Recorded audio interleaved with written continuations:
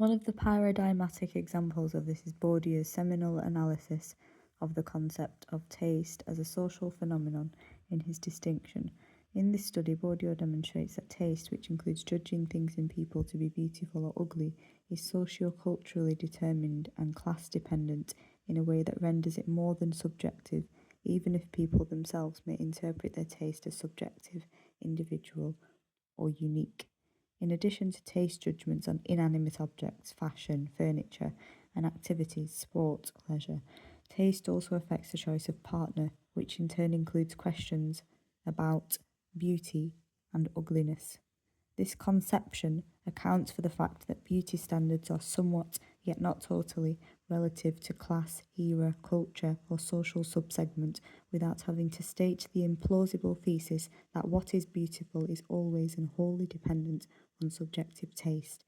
Lookism is also systemic, in that lookism is at work in multiple aspects of social life. People have to carry their looks throughout virtually all areas of their life.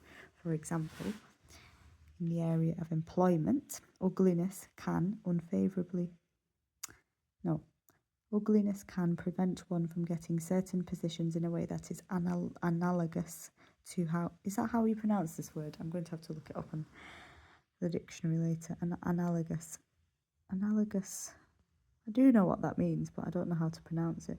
So how race often favourably or unfavourably influences employment opportunities, but just in the case of race, the discrimination experience is not individual but part of a larger system. Apart from this empirical research, there have been philosophical remarks on the social role of looks and its relation to other markers of identity, gender and race, for a relatively long time. For example, Mill, 1989, I think that's that's a page number, already writes that women's passions for personal beauty is ultimately due to their lack of personal liberty. De Beauvoir had stressed that the requirements for women to be beautiful is linked to them being viewed as ownable objects. One large strand of feminist philosophy has focused on systematically developing the ways in which I just said anesthetic. In which aesthetic considerations contributes to women's subjugation. In addition, it is fairly widely accepted that lookism intersects with other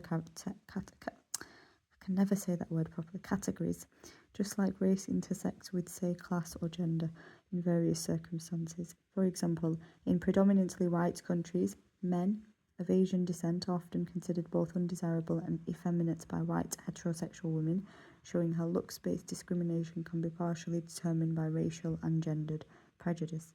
Cao Ballesteri and Joyner, 2018. Similarly, black women are often considered more masculine, less feminine, and overall less attractive by heterosexual men of different races.